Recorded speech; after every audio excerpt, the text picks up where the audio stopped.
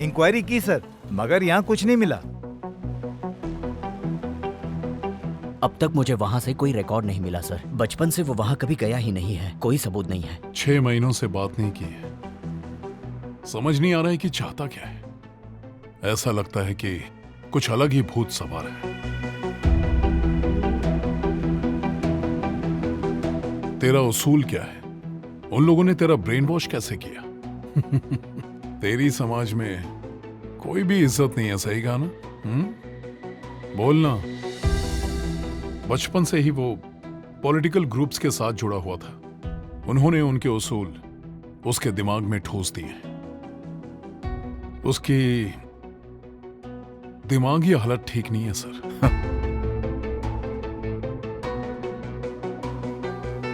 अगर वो बता देगा कि पैसा कहाँ है तो कहो उसे हम छोड़ देंगे।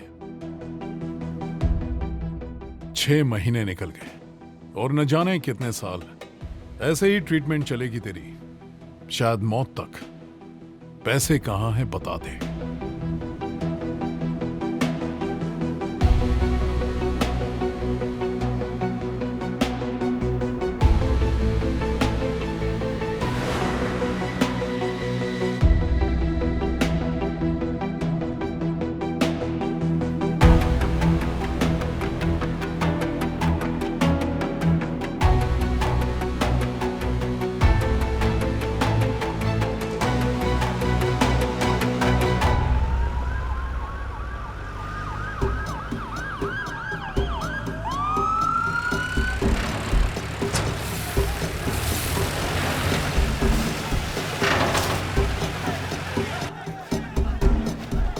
सर, पीछे चलो।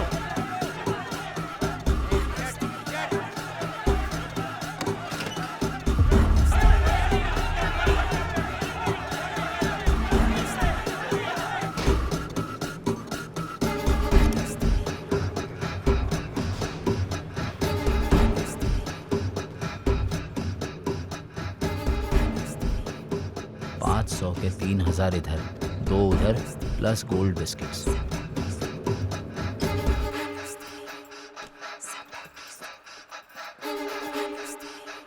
सर, कॉन्फिस्केटेड की गई रकम 5387 करोड़ है।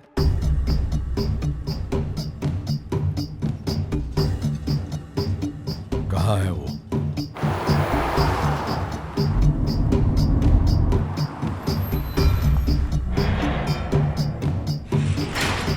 किट्टू, कैसा चल रहा है? तू अपने आप को मसीहा समझता है क्या? लोगों का भला करने निकला था, लेकिन ये तो सरकार की ड्यूटी है ना। तू इसमें क्यों घुस रहा है? हीरो बनना चाहता है क्या? ईश्वर ने मनुष्य को रचा तब कुछ मानवों को लीडर का दिमाग दिया और बाकियों को उनका गुलाम बन के रहने का। कुछ रेंगने वाले कीड़ों को पता नहीं क्या हुआ कि अपनी औकात ही भूल गए। एक कीड़े ने आसमान छूना चाहा तो सजा तो भुगतेगा ही। भुगत, तभी अकल ठिकाने आएगी। तेरे जैसे 1000 कीड़े भी आए तो मुझे छू तक नहीं सकते। ये मेरा साम्राज्य है। मुझे डसने की कोशिश भी की तो राख हो जाएगा। उसे और टॉर्चर नहीं कर सकते सर। अदालत में जवाब देना भारी पड़ेगा। फ्रॉड और 420 के ही 69 केस पड़े हैं। फिर कॉन्ट्रैक्ट लॉ, रिश्वतखोरी, इन्वेस्टमेंट फ्रॉड और साइफनिंग ऑफ फंड्स। 116 से भी ज्यादा केसेस हैं। सिटी मजिस्ट्रेट शुक्ला से बात करके देखी, वो काम कर देंगे। उसको छोड़ने से पहले खातिरदारी पूरी करना।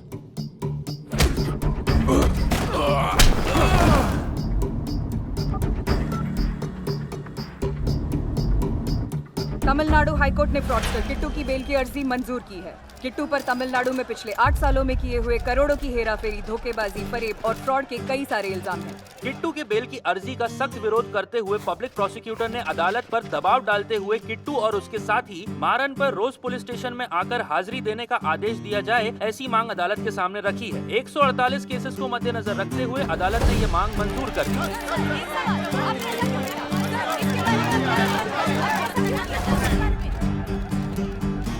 किट्टू पर भारतीय दंड संहिता के विभिन्न धाराओं के तहत आरोपों को कई महीने जेल में बिताने के बाद 6,700 करोड़ के स्कैम के मुख्य आरोपी किट्टू को बेल मिल गई है। फ्रॉड और चीटिंग के अनगिनत केसेस होने के बावजूद भी किट्टू अपना मौन तोड़ने को तैयार नहीं है। अदालत के आदेशानुसार फ्रॉड के केसेस में बेल मिलने के बाद भी किट्टू को बार बार पुलिस स्टेशनों में हाजिरी देनी पड़ रही है। कोर्ट के मामले में एक बात जानना जरूरी है, सत्य और न्याय दो अलग चीजें हैं। तुम्हें अंदर की बात बताऊं तो इस लड़के के पास कुछ अंदर के राज छिपे हैं, कुछ बहुत बड़े इज्जतदार लोगों के। इसलिए गुमनाम जगह पर ले जाकर फोर्स 1 टीम ने उसे बेरहमी से पीटा है और उसके बाद उस पर 167 केसेस ठोक दिए। इसकी जिंदगी एक थाने से दूसरे थाने में जाने में ही निकल जाएगी। बैंक अकाउंट तो दूर, चाय की दुकान भी नहीं खोल पाएगा। नाम बोल अपना, नाम बोलो अपना, नाम बोलो अपना नाम बोल। किट्टू, अगले हफ्ते फिर हाजिर होना पड़ेगा, समझ गए ना?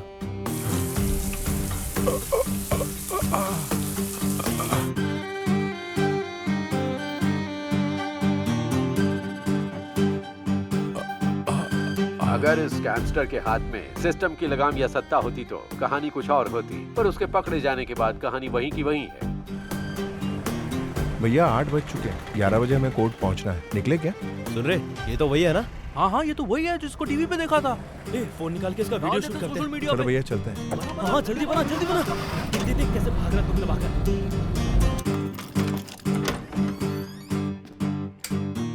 कुछ भी मत सोचो भैया, जो हुआ उसको भूल जाओ। भैया मेरे पास इतना ही है, रख लीजिए ना।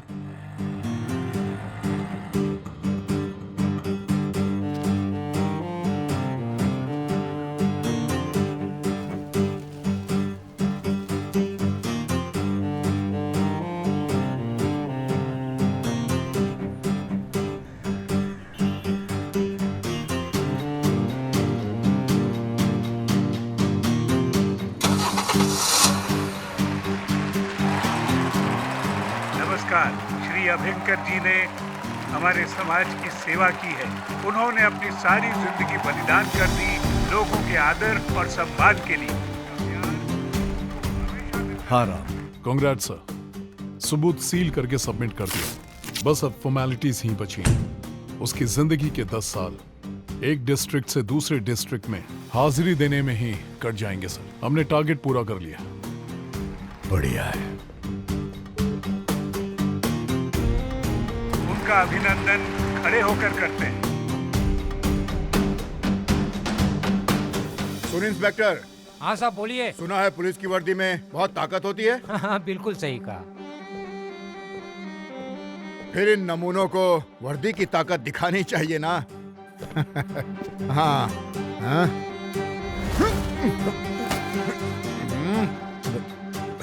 भैया छोड़ो ना भैया। निकल निकल। हाँ चल। क्या चल निकल। सुन रहे, तेरी कोई जात नहीं है। तेरी काली करतूतें अच्छे से जानता हूँ। तेरा काला मुंह लेके छिप जा कहीं पर, वरना वैसा ही चाटा खाएगा। Senior economist and political mastermind mister Shivam Iyer, जिन्हें प्रेसिडेंट के तौर पर नॉमिनेट किया गया है एक बड़ी ऑर्गेनाइजेशन के लिए। भैया कल सबसे पहले 11 बजे हमें वेल्लोर कोर्ट जाना है, फिर वहां से सीधे थिंडन वनन कोर्ट।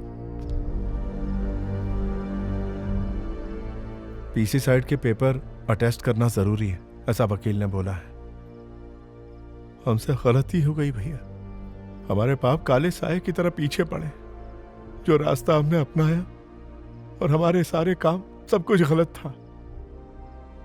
ब्रोकरगिरी से लोगों को ठगने से तो अच्छी नौकरी पकड़ी होती तो ये सब जो हुआ है वो नहीं होता। सब गलत हो गया।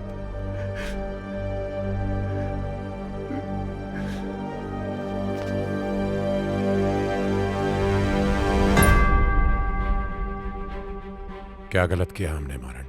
कैसे जीना चाहिए था हमें इस देश में, और कर भी क्या सकते हैं? एग्जाम पास करके नौकरी करें, आईएएस की, वकील की, या जज बनकर इन क्रिमिनल्स के आगे घुटने टेकें? सच की क्या कीमत है आज अगर एक ऑफिसर झुकना, तलवे चाटना या सलाम ठोकना नहीं जानता तो वो कितने दिन तक टिकेगा तुम्हें अच्छी तरह से पता है। किसकी चापलूसी करके कामयाबी की सीढ़ी चढ़नी है, ये बात बॉस से लेकर पियोन तक हर कोई जानता है। फिर एक ही चारा बचता है, वो रास्ता पकड़ना जिस पर तुम्हें कोई न रोक सके।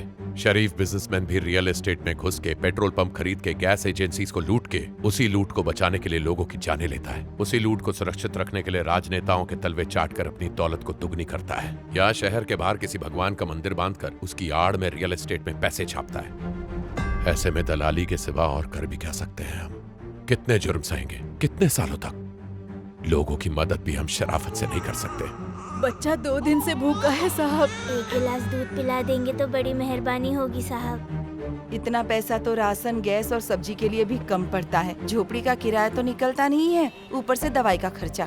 4 महीने से चक्कर काट रही हूँ, पगार क्यों नहीं देते? कीड़े पड़ेंगे तुम्हें। ये क्या है सर? पेट्रोल इतना महंगा करके इतने दाम में नींबू पानी बेच रहे हो। पेट्रोल की चोरी की बाहर क्या सजा है ये मालूम है ना आपको? पर इधर देखता कौन है? बाकी के देशों में पेट्रोल का दाम बहुत कम है। राज्य में टैक्स 18%, सेंट्रल में 23 और बाकी जगह डीजल कमीशन 5%। 105 रुपए के पेट्रोल में मिलावट करते हो, शर्म करो। Let me clear this, petrol का दाम हमारी वजह से नहीं बढ़ रहा है। इसमें किसी गवर्नमेंट का कोई दोष नहीं होता है और एक आदमी का कॉल नहीं है ये। बीएनजीसी और बेल जैसी कंपनियां इसका भाव तय करती हैं। और पेट्रोल या डीजल की महंगी गाड़ियां लेकर पैसा भुगतने को किसने कहा है आपको? ई व्हीकल्स क्यों नहीं लेते? मैं खुद भी ई व्हीकल में ही घूमता हूँ। बेड भी नहीं है और जमीन पर लिटा दिया है, देखो ना साहब। 2000 के लिए 4 घर का झाड़ू पोछा करो, एक टाइम के खाने के लिए 8 घर करने पड़े तो क्या फायदा जीने का, तू बता। ऐसा है, गाड़ी वाले लोगों को ही रिफाइंड ऑयल परवड़ता है, फ्लाइट में जाने वाले ही मटन खरीद सकते हैं। यही है हमारी इकोनॉमी। एक फैमिली का पूरा अनाज का बजट ही 2000 होगा तो 1000 का तेल कहाँ से लेगा? टीडीएस के नाम से पैसा कटते ही पगार हाथ में आता है और बचा हुआ पैसा एटीएम से विड्रॉ किया तो उसका चार्ज वो अलग से लेके जाते हैं। बैलेंस 10,000 से 1 रुपया भी कम हुआ तो तुरंत मैसेज आ जाता है अकाउंट से 610 रुपए कटने का। इंजीनियरिंग करके नौकरी नहीं मिली इसलिए होटल में काम कर रहा हूँ। कुछ लोग तो 11,000 की नौकरी 8,000 में करते हैं सर। और कस्टमर के बिल पर 100 रुपए का टैक्स लगेगा तो टिप कैसे मिलेगी बताइए? नए टोल गेट तो खड़े होते ही रहते हैं, फास्ट टैग से पैसे नहीं स्वाइप होते, लूटा जाता है। अरे ये डांबर का रोड है, सोने का नहीं है, टायर घिस जाता है इससे। लाइसेंस दिखा अपना। बच्चे का दूध, पीने का पानी, टूथपेस्ट, स्कूल की किताबें और बिल्डिंग को लगने वाली सीमेंट जरूरी चीजें हैं ना, इनके दाम गगन क्यों छू रहे हैं? कोई जवाब? ईएमआई पे छोटी गाड़ी का टैक्स 28% है और लग्जरी कार पर भी उतना ही। गरीब और अमीर में फर्क क्या रहा? मेरी बेटी ने अंडर 18 में अच्छा परफॉर्मेंस दिया, लेकिन क्या हुआ? 8 साल की कोचिंग वेस्ट हो गई। जिनको बैट पकड़ना नहीं आता वो भी नेशनल लेवल पे खेल रहे हैं। कोई इंसाफ नहीं है इस देश में। इतने काउंसिल और कमेटी है इस देश में, इनमें से एक भी ईमानदारी से अपने पोस्ट की रेस्पेक्ट करके न्याय नहीं दिला सकते। इस देश के लोगों की प्रॉब्लम ये है कि वो अपने औकात से बाहर के सपने देखते हैं। पैसा है तो गाड़ी खरीदो ना, घर बांधो, लेकिन टैक्स भी भरो। अगर टैक्स नहीं भर सकते तो ऊंचे सपने मत देखो। आखिर अपने देश का भला सोचो भाई। मंदिर की हालत देख रहे हो, किसी को कुछ नहीं पड़ी है। मैं खुद देख रेख करता हूँ, रोज झाड़ू लगाता हूँ और देवी की सेवा करता हूँ। किसके पास मदद मांगने जाऊँ? अब तुम ही बताओ मुझे। सरकार ने हमारी जमीन छीन ली है और हमें हमारा मुआवजा भी नहीं मिलता। इससे तो जमींदारी ही अच्छी थी साहब। आज किसान आत्महत्या कर रहे हैं। जिंदगी में कितना भी हाथ खींच के खर्चा करो, पैसे बचते ही नहीं है। और पहले ना सरकार थोड़ी मदद भी करती थी तो पैसे बचते थे, पर अब तो कोई भी सरकार मदद नहीं करती है। इस रूट से रोज हजारों लोग सफर करते हैं। हम कई घंटों से खड़े हैं, एक भी बस नहीं गुजरी। ऐसा कैसे चलेगा? लोकसभा के चुनाव के लिए मंत्रियों की बैठक कहाँ से देंगे? पूरे देश को लूट लेने के बाद अब ये और किसे लूटने वाले? हर चीज की एक लिमिट होती है मारन। आम आदमी अब आराम से बैठ के यह तमाशा नहीं देखेगा। ये कानून क्रिमिनल्स की रक्षा करता है, निर्दोषों को सूली चढ़ाता है। परसों से यही कहानी चलती आई है। हजारों लोग मरते हैं काउंसलर की वजह से और लाखों एक निकम्मे एमएलए की वजह से। करोड़ों पे बैठे ये एमपी होलसेल में सीटें बेच के अमीर हो रहे हैं। 10 घर, 4 ऑफिस, 3 बीवियों वाले ये काउंसलर करोड़ों लूट कर बड़े आदमी बनकर बड़ी बड़ी गाड़ियों में घूमते हैं और इनकी वाहवाही करने वाले जाहिल देश के कोने कोने में फैले हैं। तुम्हें अंदाजा भी है इस देश में कितने लोग पूरा दिन मोबाइल पर लगे रह के अपना पूरा दिन जाया कर देते हैं? देश चलता भी रहेगा ना तो इन्हें कोई फर्क नहीं पड़ेगा और हमारा राजा टिप टॉप बने सिंहासन पर बैठ के लोगों को ठगता रहेगा। और तुम बाप की बात कर रहे हो। मैम ये देखिए। बताओ, तुमने अच्छे से चेक किया ना? Yes ma'am. सर, डिक्लेयर की गई और बरामद हुई अमाउंट टैली नहीं हो रही है। किट्टू ने पैसे तो खर्च किए ही होंगे। सर, बरामद हुए हैं 5,387 करोड़। या तो हमारा कैलकुलेशन गलत है या उसने कहीं और भी पैसे छुपा रखे हैं। ये केस अभी भी क्लोज नहीं हुआ है। कंग्रेचुलेशंस सर, आप ही प्राइम कैंडिडेट हैं। कमेटी के सारे मेंबर्स, 36 जजेस, सारी हमारी तरफ है। अभियंकर कोई साधारण लॉबिस्ट या इकोनॉमिस्ट नहीं है।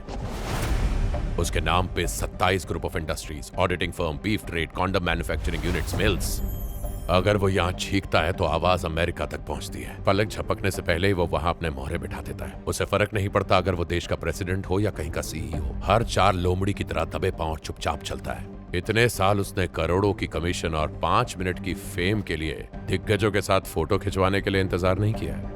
उसका इरादा कुछ और ही है।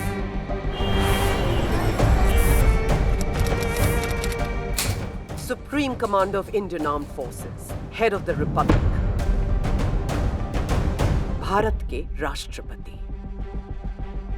वो कोई मामूली प्रेसिडेंट नहीं है, सेनापति है। कैप्टन, हाई कोर्ट जज, governor, attorney general, foreign ambassador, सब मेरे बॉस के अंडर काम करते हैं।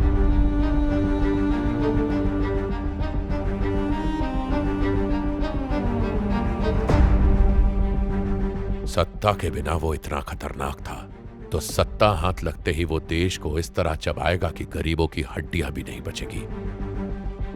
सत्ता किसकी होगी ये देश बताएगा। Senior economist and political mastermind. Senior economist और political mastermind. Economist and political mastermind Abhyankar Swami का रूलिंग पार्टी द्वारा प्रेसिडेंशियल कैंडिडेट का नॉमिनेशन लगभग पूरी तरह तय हो चुका है। तो देखते हैं वो किस तरह बने एक कामयाब इंडस्ट्रियलिस्ट, एक समाज सेवक, एक सच्चा सुधारक और बहुगुणी व्यक्तिमत्व। स्वामी जी हमेशा समाज के हित के लिए अन्याय के खिलाफ लड़ते आए हैं। अभ्यंकर स्वामी का जन्म दक्षिण भारत के एक छोटे से गाँव में हुआ था।